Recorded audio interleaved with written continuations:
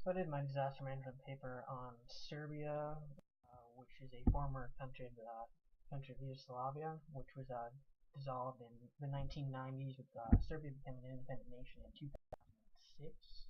And here's its location on the map right now. And a brief history of it.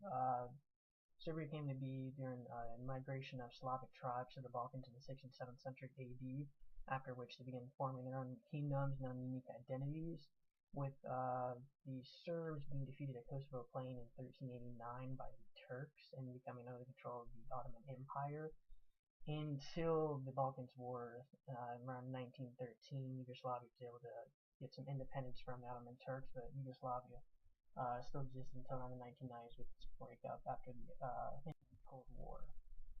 And then during Serbia suffered tremendous losses during World War I and World War II, with being kind of the catalyst for World War I, losing 28% of its population, including 58% of its male population during World War I, and 11% of its population during World War II, and taking on $9 billion worth of damages, which it's still suffering from these catastrophic losses, which explains why its disaster system isn't entirely developed at the time.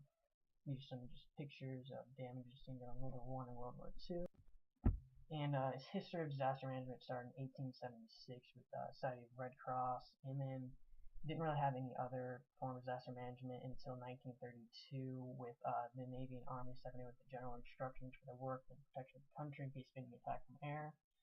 So just kind of learning from experiences in World War I, the country began preparing more for man-made disasters such as war, instead of more focusing on natural disasters.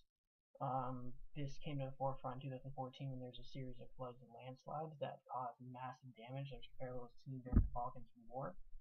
And this led to the implementation of the National Disaster and Risk Management Program for Serbia, which was launched on March 4, 2015.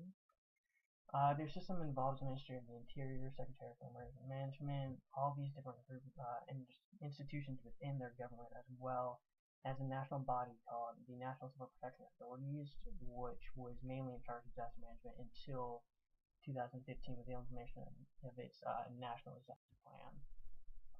It's more of a bottom-up development where the top bodies within this institution will kind of dictate general overview of procedures and implementation measures for organization, with the local governments themselves more in charge of researching the risk and hazards associated with their area and being prepared for that, with the national government stepping in should the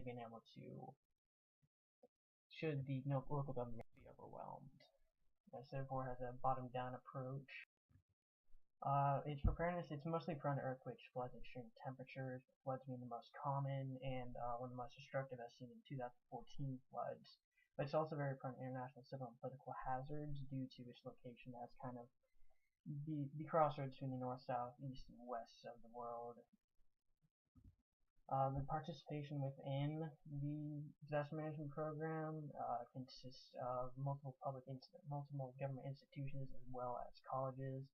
The Army and universities are all involved in it, but it's also involved in intergovernmental and international organizations due to its history of not being able to form its own disaster management program due to constantly experiencing some sort of political strife.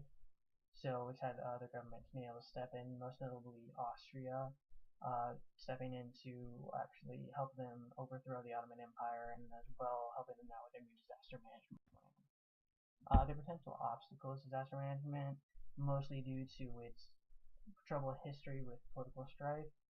It has problems with the institutional framework within its disaster management program, as well as cooperation and coordination among its relevant actors, and it's experiencing a huge lack of human resources, once again due to its history, still recovering from all the damages received over just the past century with World War I and World War II, and the dissolution of Yugoslavia as well.